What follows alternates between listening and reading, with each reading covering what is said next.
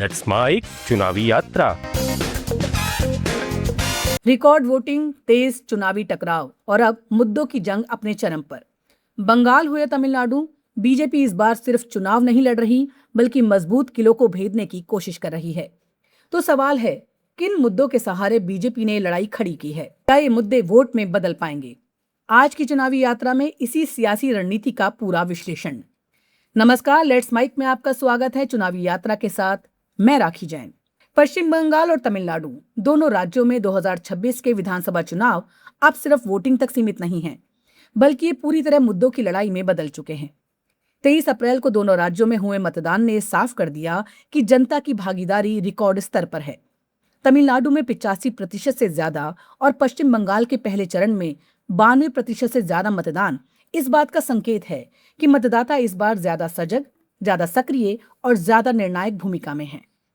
लेकिन इस भारी मतदान के पीछे सिर्फ उत्साह नहीं, बल्कि मुद्दों की एक बड़ी लड़ाई भी छिपी हुई है। और इस लड़ाई में सबसे आक्रामक भूमिका निभा रही है भारतीय जनता पार्टी, जो दोनों राज्यों में अलग अलग रणनीति के साथ मैदान में उतरी। अगर पश्चिम बंगाल की बात करें तो यहाँ मुकाबला सीधा है। तृणमूल कांग्रेस बनाम भारतीय जनता पार्टी और बीजेपी ने इस लड़ाई को पूरी तरह गवर्नेंस बनाम भ्रष्टाचार के फ्रेम में ढालने की कोशिश की है।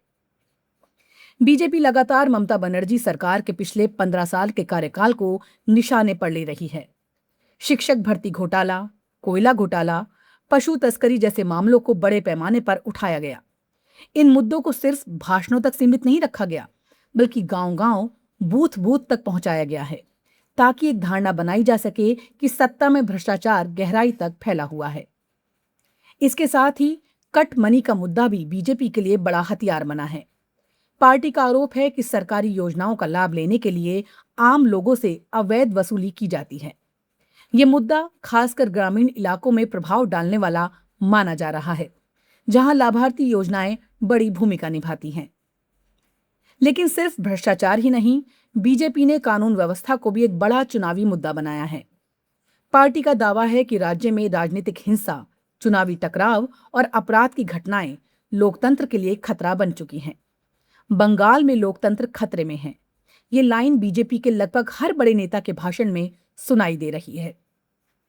इसके अलावा पहचान की राजनीति भी इस चुनाव के केंद्र में है। बीजेपी ने घुसपैठ और तुष्टीकरण जैसे मुद्दों को उठाकर एक बड़ा नैरेटिव खड़ा करने की कोशिश की है, खासकर सीमावर्ती इलाकों में। बांग्लादेश से अवैध घुसपैठ का मुद्दा लगातार उछाला जा रहा है।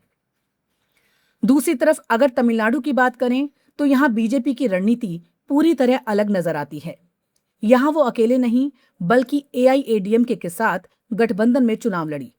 मुकाबला मुख्य रूप से डीएमके और उसके नेतृत्व वाले गठबंधन से है। तमिलनाडु में बीजेपी का सबसे बड़ा मुद्दा परिवारवाद और भ्रष्टाचार। पार्टी ने लगातार एमके स्टालिन और डीएमके नेतृत्व पर आरोप लगाया कि राज्य की राजनीति एक ही परिवार के इर्द गिर्द सिमट गई है।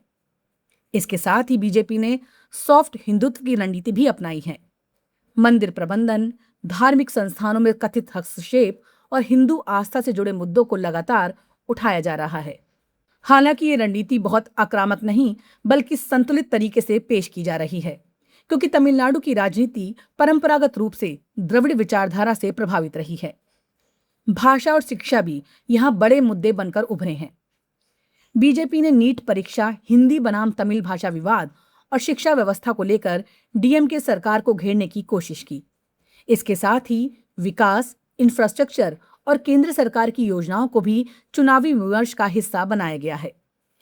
एक दिलचस्प पहलू यह है कि जहां बंगाल में बीजेपी पूरी ताकत के साथ सत्ता हासिल करने की कोशिश कर रही है, वहीं तमिलनाडु में उसका लक्ष्य थोड़ा अलग है। वो अपने वोट शेयर को बढ़ाकर भविष्य के लिए मजबूत जमीन तैयार करना चाहती है।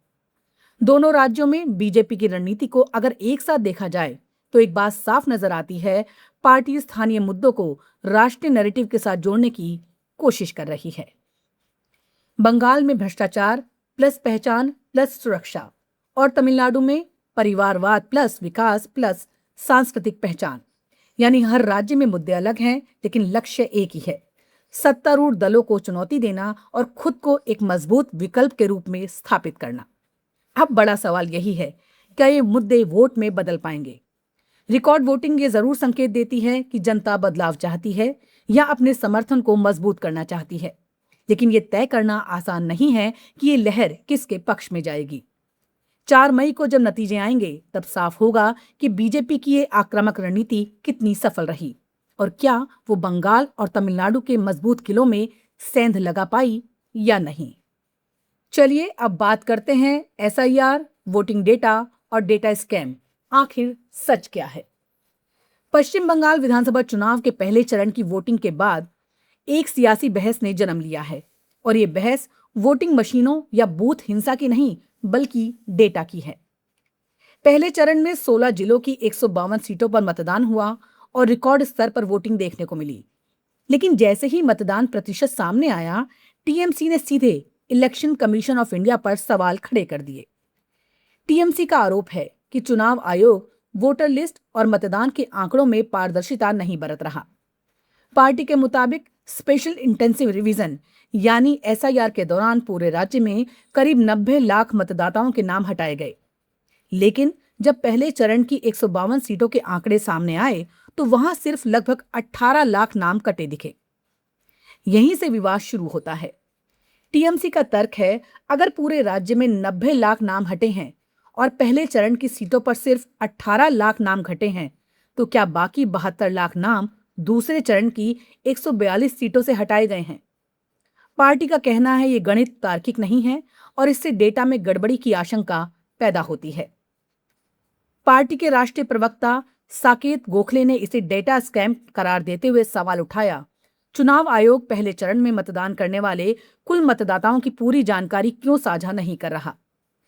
टीएमसी का आरोप सिर्फ संख्या तक सीमित नहीं है बल्कि इसके पीछे एक बड़ा राजनीतिक संकेत भी है। पार्टी का कहना है, अगर कुल मतदाताओं की संख्या कम दिखाई जाती है तो वोटिंग प्रतिशत स्वतः बढ़ा हुआ नजर आएगा। यानी अगर वोट डालने वालों की संख्या लगभग समान रहती है लेकिन कुल मतदाता कम दिखाए जाते हैं तो प्रतिशत बढ़ जाता है और इससे रिकॉर्ड वोटिंग का नैरेटिव बनता है। ये वही तर्क है जिससे चुनावी विश्लेषण में अक्सर समझाया जाता है।